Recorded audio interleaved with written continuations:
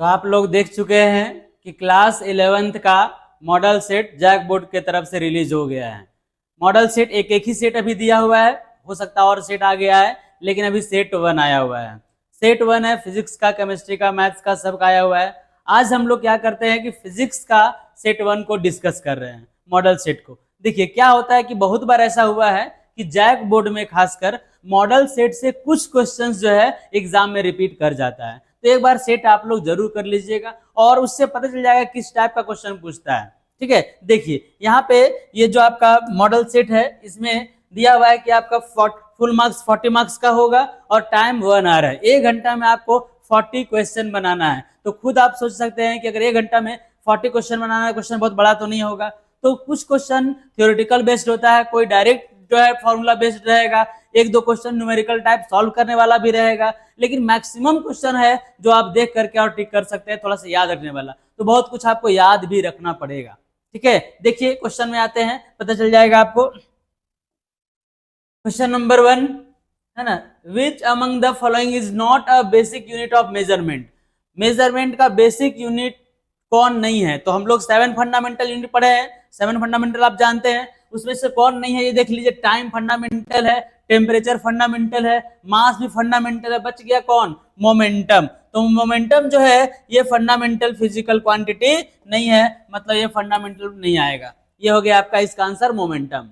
ठीक है, the dimensions of kinetic energy same as that of, याद रखिएगा वर्क और एनर्जी का डायमेंशन सेम होता है। ठीक है, क्योंकि energy numerically equals to work done, और एनर्जी में एनी टाइप ऑफ एनर्जी, कोई भी एनर्जी दे दे, kinetic energy, potential energy, gravitational potential energy, कोई भी तरह का heat energy, sound energy, energy का डायमेंशन सेम होगा और एनर्जी न्यूमेरिकली वर्क डन के इक्वल होता है, क्योंकि दोनों का यूनिट सेम है, जूल। एनर्जी का भी जूल, वर्क का भी जूल, और इसका डायमेंशन होता है ml2t-2, ml2t-2, ये डायमेंशन होता है एनर्जी का भी और वर्क का भी। तो वर्क और एनर्जी का डायमेंशन जो है वो सेम होगा।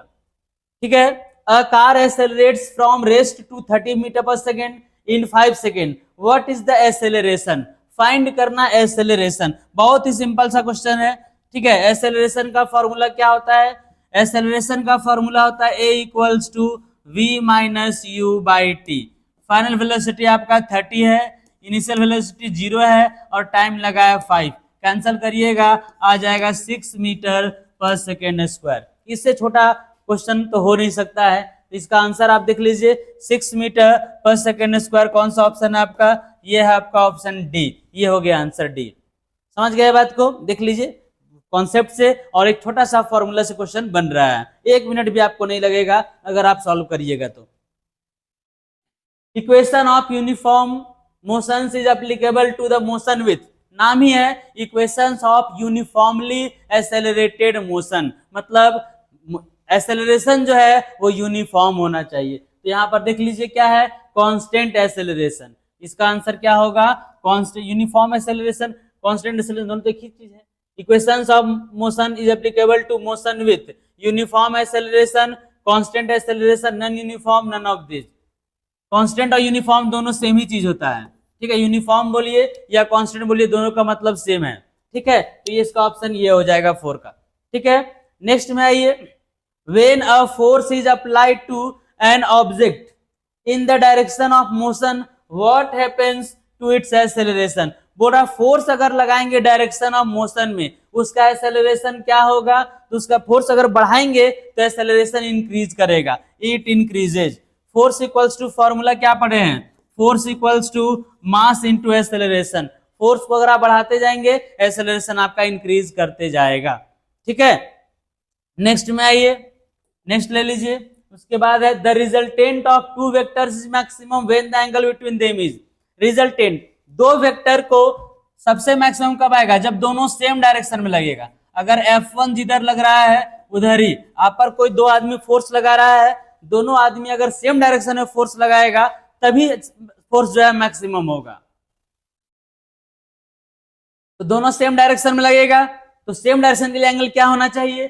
0 डिग्री। तो एंगल इसका हो जाएगा आपका 0 डिग्री। फॉर्मूला से निकालिएगा तो लंबा जाएगा, उतना दिमाग क्यों लगाना। फॉर्मूला होता है root F1 square plus F2 square plus 2F1 F2 cos theta, या अगर आप वेक्टर का लीजिएगा तो a square plus b square plus 2ab cos theta direct ले लीजिए, सेम डायरेक्शन में मैक्सिमम, अपोजिट डायरेक्शन में मिनिमम, तो सेम डायरेक्शन मतलब एंगल क्या हो जाएगा 0 डिग्री। देख लीजिए कोई वेक्टर लगेगा सेम डायरेक्शन में एंगल 0 डिग्री होगा।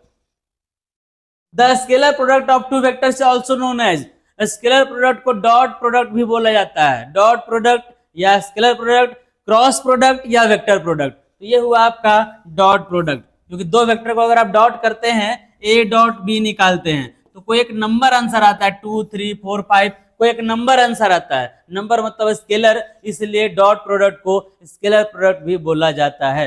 याद रखिएगा, देख लीजिए बहुत सारा क्वेश्चन जो है याद रखने वाला है, दिख रहा है ऐसा रहेगा, आप डायरेक्ट टिक कर लीजिएगा, आराम से बन जाएगा एग्जाम में, ठीक है। याद नहीं रहेगा तब तो थोड़ा मुश्किल होगा, याद तो रखना पड़ेगा। What is the angle of projection for maximum range in projectile motion? ये भी याद रखने वाला है। 45 डिग्री से फेंकते हैं तो सबसे दूर जाता है। बताएं आप लोग को कि आप सबसे दूर रेंज तब ले सकते हैं जब आपका एंगल कितना होना चाहिए 45 डिग्री। 45 याद भी रखिएगा, ये है ना, प्रूव भी किया हुआ है। इसका ऑप्शन ही नहीं दिख रहा है, थोड़ा मतलब हटा हुआ है, इसमें ऑप्शन नहीं दिख रहा है, लेकिन है क्वेश्चन में ऑप्शन दिया हुआ है, ऑप्शन इसका 45 डिग्री होगा।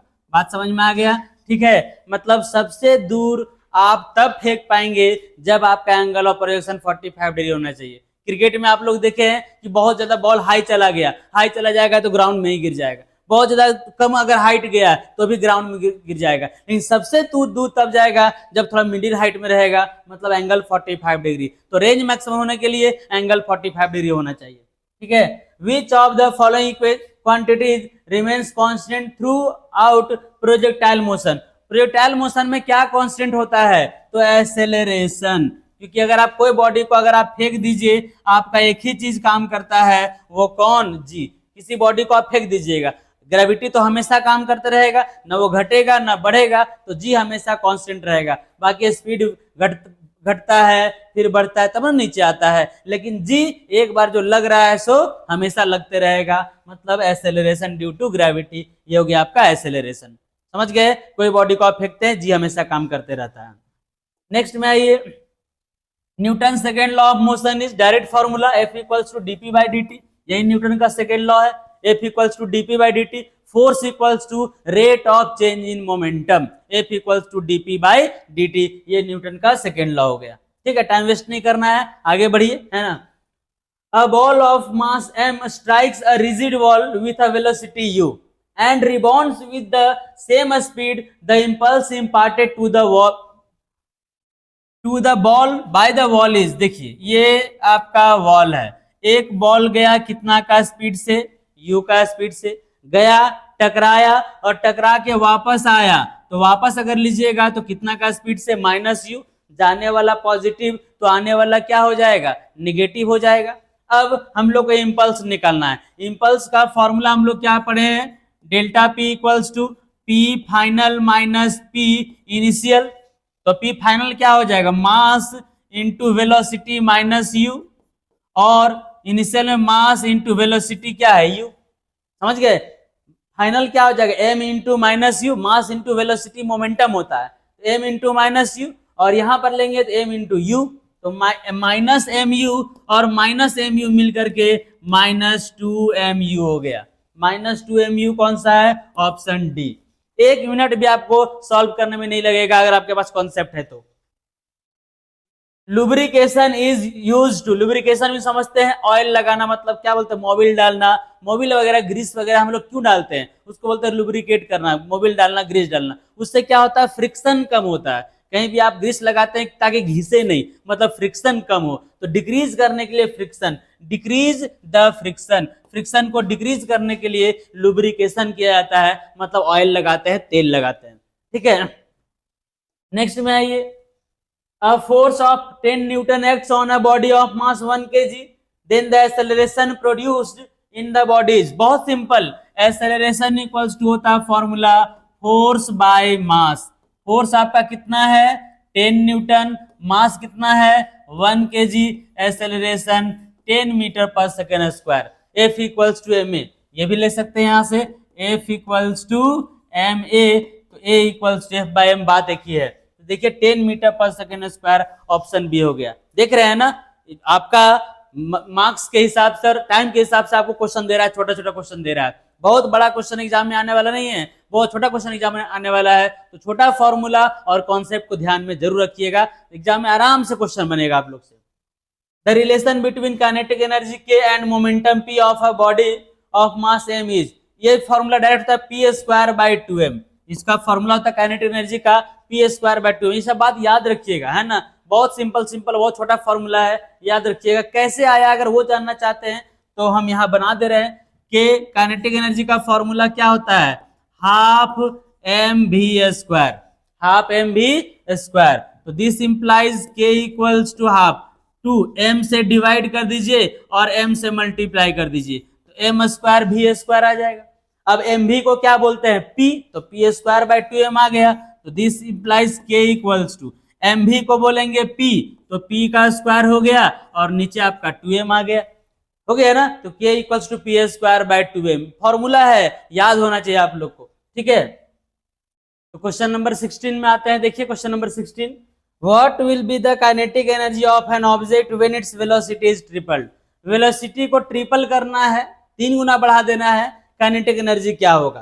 काइनेटिक एनर्जी का formula, kinetic energy equals to होता है हाफ एम वी स्क्वायर, होता है ना। वेलोसिटी को आपको 3 टाइम्स कर देना है, 3 गुना कर देना है, तो काइनेटिक एनर्जी क्या होगा, काइनेटिक एनर्जी देखिए हाफ एम और ये 3v का होल स्क्वायर हो जाएगा। 3v का होल स्क्वायर करिएगा तो 9 आएगा, मतलब ये हो गया half m into 9v square, मतलब आपका ये आ गया 9 into half m v square, ये हो गया, मतलब 9 एक्स्ट्रा आया। आपको ऑब्जेक्टिव से मतलब है, जानना है कि, तो 9 एक्स्ट्रा आ रहा है मतलब 9 टाइम्स। सिंपल आप सोच सकते हैं कि v का स्क्वायर है, 3v का स्क्वायर करेंगे तो 9 आ जाएगा, तो 9 टाइम्स हो गया, इसका ऑप्शन हो गया आपका 9 टाइम्स। समझ रहे हैं ना, ऑब्जेक्टिव में सॉल्व करना है आपको, पूरा थोड़ी बना के दिखाना है। तो आपको बस यही जानना है कि वेलोसिटी काइनेटिक एनर्जी में v स्क्वायर होता है, ट्रिपल्ड बोल रहा है 3 टाइम्स, तो v स्क्वायर मतलब 3v का स्क्वायर 9 आ जाएगा, मतलब 9 टाइम्स हो गया, ठीक है। ऑब्जेक्टिव को ऑब्जेक्टिव के तरह ही सॉल्व करना है। 1 हॉर्स पावर 746 वाट, याद रखिएगा 1 हॉर्स पावर जो होता है 746 वाट होता है, हॉर्स पावर का ये वैल्यू है। Kilowatt hour is the unit of, kilowatt hour किसका यूनिट है, ये यूनिट जो है वो आपका किलोवाट आवर एनर्जी का यूनिट है। किलोवाट आवर किसका एनर्जी यूनिट है, एनर्जी का यूनिट है, ठीक है। अब सोचिएगा वाट है तो पावर का होना चाहिए, लेकिन वाट के साथ आवर भी है, वाट के साथ क्या है, किलोवाट के साथ आवर है, मतलब किलोवाट हो गया आपका पावर, और पावर इंटू टाइम ये एनर्जी होता है, पावर इंटू टाइम क्या होता है, एनर्जी। इसलिए आपको ये लेना है कि एनर्जी का यूनिट होगा। समझ गया ये बात को।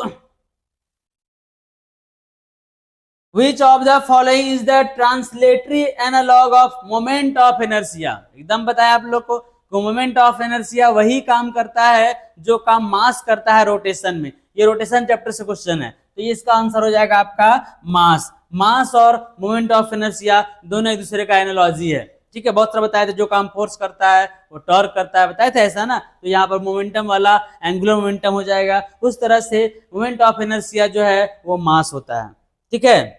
चलिए आगे बढ़िए।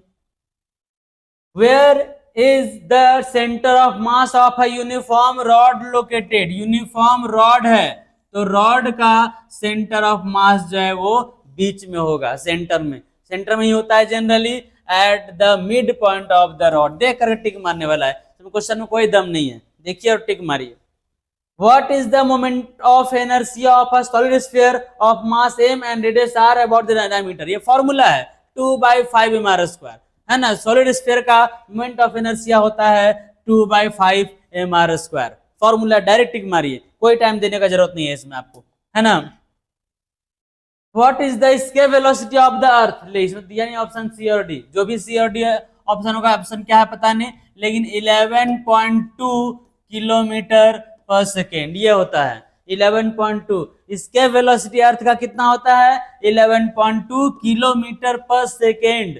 बताएं आप लोगों को 11.2 किलोमीटर से अगर आप मतलब फेंक दीजिएगा किसी बॉडी को, तो वापस वो अर्थ में नहीं आएगा। ऑप्शन सी हो या डी हो देख लेना है। 11.2 आप याद रखिएगा, याद रखने वाला क्वेश्चन है ये। In an elliptical orbit where is the sun located, ये तो जानते हैं आप लोग। ये जो है इलिप्टिकल ऑर्बिट में अगर आप मूव कर रहे हैं तो सन जो है वो यहाँ होता है, इसको हम लोग फोकाई बोलते हैं। फोकस बोलिए या फोकाई बोलते हैं इसको, है ना, फोकाई। तो यहाँ पर सन होता है, ठीक है, इलिप्टिकल ऑर्बिट में। At the centre of the ellipse at one of the foci, foci के एक फोकाई पे होता है ये। ग्रेविटेशन से क्वेश्चन हो गया, है ना, ये तो बहुत सिंपल सा है। लॉ ऑफ ऑर्बिट आप लोग पढ़े हैं। The weight of an object on the moon is approximately, ये सब एकदम क्वेश्चन याद रखने वाला है कि हम लोग मून पे चले जाएंगे तो हम लोग का वेट कितना घट जाएगा, g/6 टाइम। अगर यहाँ 60 किलो का है तो वहां पर आपको वेट मशीन जो है आपको दिखाएगा 10 किलो। अब मास नहीं घटता है लेकिन वेट घटता है, 6 टाइम से जाता है 1/6, मतलब ये हो गया आपका ये 1/6। ये सब तो याद होने वाला क्वेश्चन है, आराम से देखिएगा, टिक मारिए। 40 क्वेश्चन बनाने में आपको 40 मिनट भी नहीं लगेगा। For a satellite moving in an orbit around the earth the ratio of kinetic energy and potential energy क्या होता है?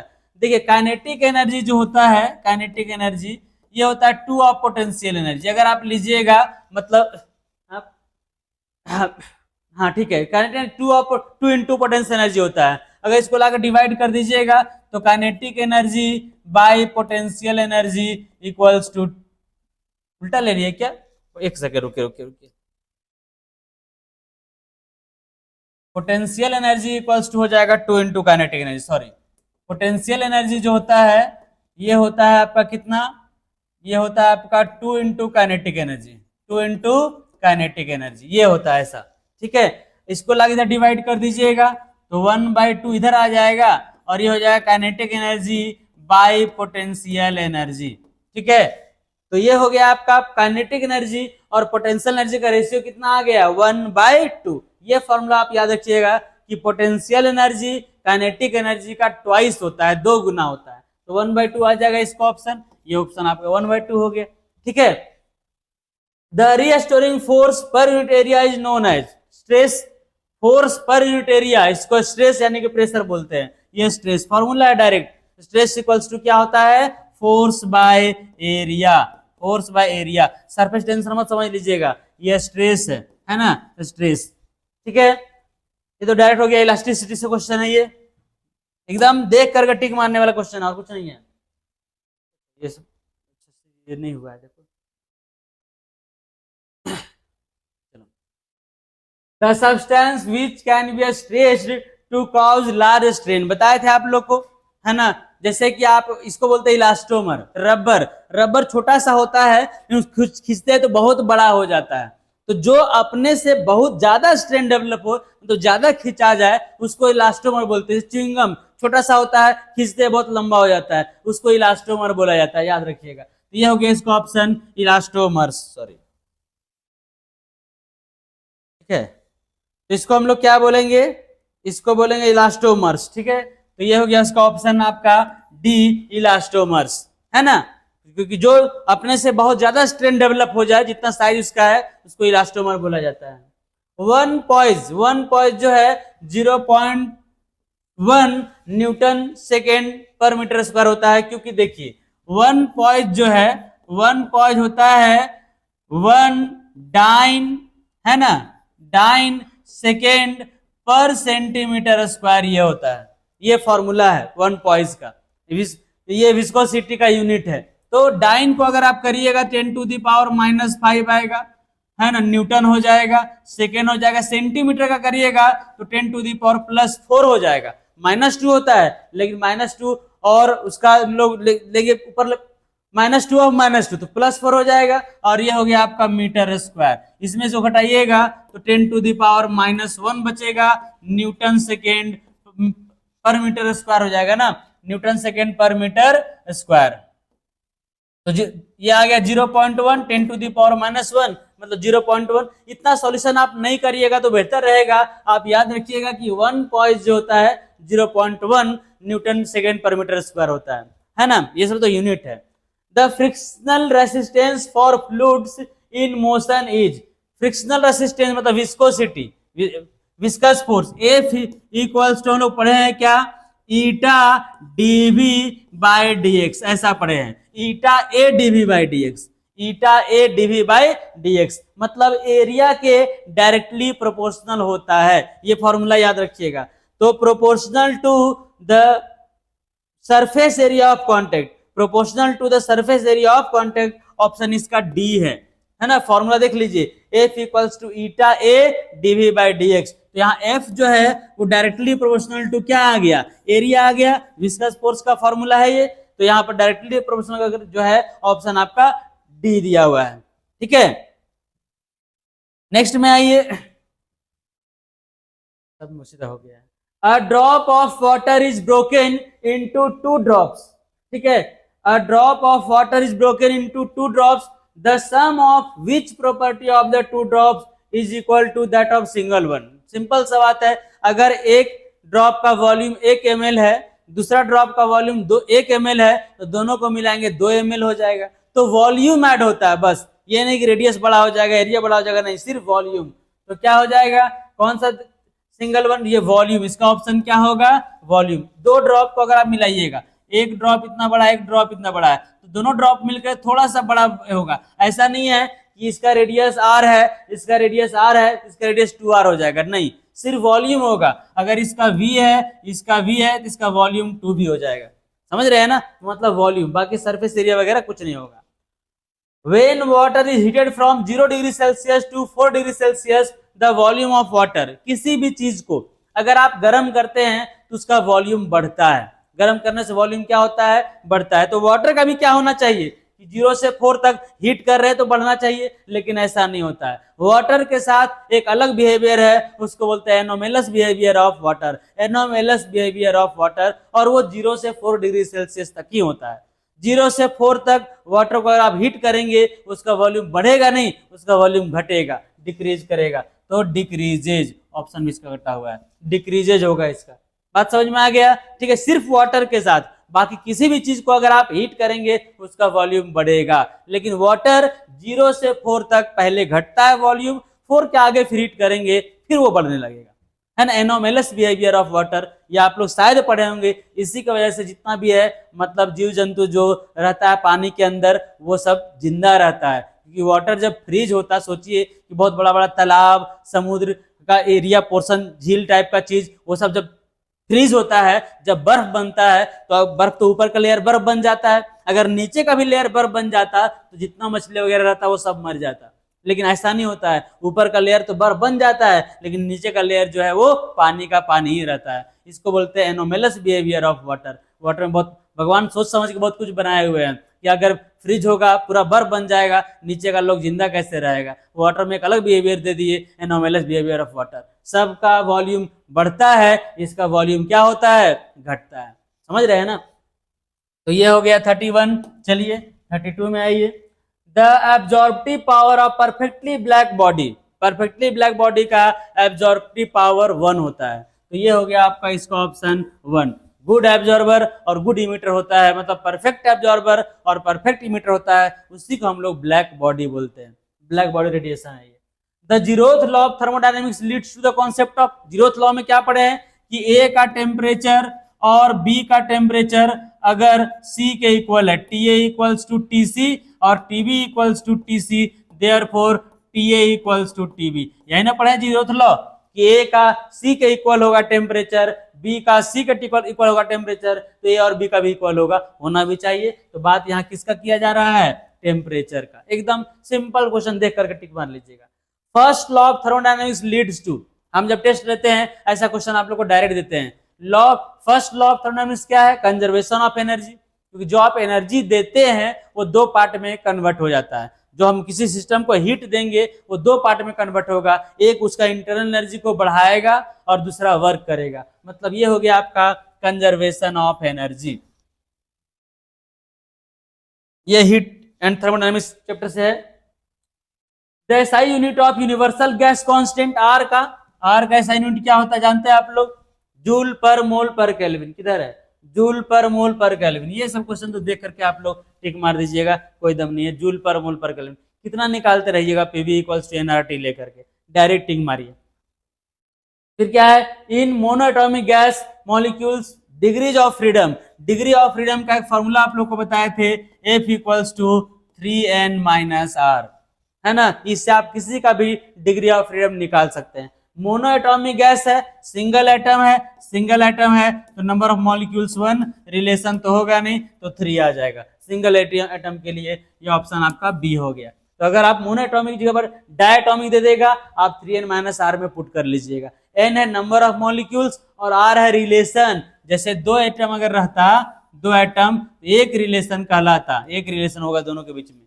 3 एटम रहेगा, 2 रिलेशन हो जाएगा। तो यह है 3n माइनस r, उससे आप आराम से निकाल सकते हैं। What is the time period of pendulum that completes 10 oscillation in 20 second?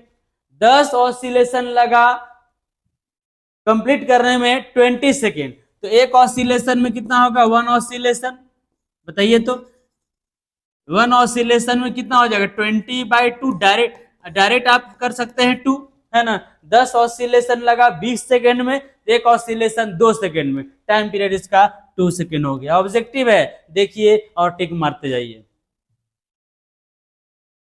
ये हो गया। नेक्स्ट में 37 और 38 में, what is the SI unit of frequency? Frequency का यूनिट बचपन से पढ़ते आए हैं, हर्ट्ज। इससे आसान क्वेश्चन और क्या हो सकता है? Which of the following is an example of transverse wave? Light wave is a transverse wave. Light wave जो है वो कैसा वेव होता है? ट्रांसवर्स वेव होता है। बाकी लॉन्गिट्यूडनल वेव है, साउंड वेव जो है लॉन्गिट्यूडनल वेव है, लेकिन लाइट वेव जो है वो आपका ट्रांसवर्स वेव है, जिसमें वाइब्रेशन परपेंडिकुलर होता है। The maximum displacement of a particle from its equilibrium position in a wave is called amplitude. जो मैक्सिमम डिस्प्लेसमेंट होता है, कोई वेव अगर लीजिएगा ऐसे करके, वेव बनाइएगा ऐसे, इसमें जो मैक्सिमम डिस्प्लेसमेंट होता है, इस मैक्सिमम डिस्प्लेसमेंट को क्या बोला जाता है? एम्पलीट्यूड बोला जाता है। बात समझ में आया? तो ये हुआ आपका 40 क्वेश्चन सेट का जो जैक मॉडल सेट आपको निकाला है। देखिएगा अभी मैं आपको हम समझा रहे हैं, समझाते हुए बता रहे हैं, फिर भी आप लोग देखिएगा कि 40 मिनट से कम टाइम में आपका आराम से हो जाएगा। तो 40 मिनट एनफ है। अगर आपको कॉन्सेप्ट पता है, छोटा मोटा फॉर्मूला पता है, कुछ कुछ चीज याद है, तो आप आराम से कर लेंगे। ठीक है, तो हम लोग बहुत सारा वीडियो जो है वो रिकॉर्ड कर रहे हैं, वीडियो बना रहे हैं। एक तो है चैप्टर वाइज सारे चैप्टर्स का वीडियो लाए हैं, वीडियो अपलोड कर रहे हैं, जिसमें हर चैप्टर से 20 क्वेश्चन 25 क्वेश्चन दे रहे हैं। आप लोग अगर टाइम मिलेगा तो कोशिश करिएगा कि हर एक चैप्टर का वीडियो आप लोग चैनल में जाकर के देख लीजिए। उसके बाद हम लोग very very important, most important question भी लाएंगे, है ना। अभी तो एग्जाम में थोड़ा टाइम है, अभी आप लोग चैप्टर वाइज पहले पढ़ लीजिए, फिर इंपॉर्टेंट वाला क्वेश्चन आप लोग को जरूर बताएंगे। और उससे श्योर है कि एग्जाम में कुछ ना कुछ क्वेश्चन, मतलब मैक्सिमम क्वेश्चन आ ही जाएगा। ठीक है, तो आप लोग इसी तरह से पढ़ते रहिए, अच्छे से पढ़ाई करिए, तैयारी आपका अच्छा होना चाहिए।